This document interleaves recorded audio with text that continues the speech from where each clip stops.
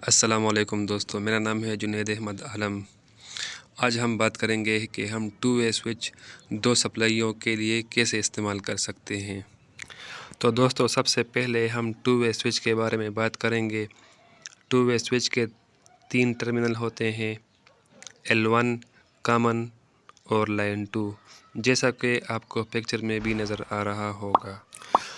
Two way switch इस तरह काम करता है, जैसे L1 और कॉमन आपस में मिल जाते हैं तो हमारा सर्किट बराबर हो जाता है, या फिर कॉमन और L2 आपस में मिलते हैं तो हमारा सर्किट बराबर हो जाता है। तो फ्रेंड, आगे चल के मैं आपको इस वीडियो में ये समझाता हूँ कि ये किस तरह काम करता है और दो सप्लाइयों के बीच में हम टू वे स्विच को किस तरह इस्तेमाल कर सकते हैं। तो चलिए फ्रेंड, बगैर टाइम ज़ाया किए स्टार्ट करते हैं। तो दोस्तों, हमारे पास पहली सप्लाई जो है वो एनर्जी मीटर की है, यानी वापडा की सप्लाई है। और जो दूसरी सप्लाई हमारे पास है वो हमारे पास इन्वर्टर की है या फिर यूपीएस की है। तो दोस्तों, टू वे स्विच का जो ऊपर वाला टर्मिनल है वो हमारे पास L1 है, और बीच वाला हमारे पास कॉमन है, और नीचे वाला हमारे पास L2 है। लाइन 1 हम मीटर से इस्तेमाल करेंगे और लाइन 2 हम यूपीएस से इस्तेमाल करेंगे, और जो बीच वाला है वो हम बल्ब के लिए कॉमन इस्तेमाल करेंगे।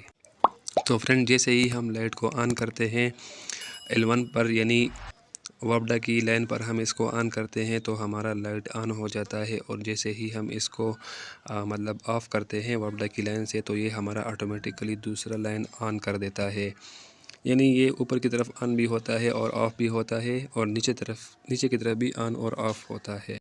और नीचे वाला टर्मिनल जो है वो हमारे पास L2 है, और L2 की सप्लाई हमने यूपीएस या इन्वर्टर से ली है।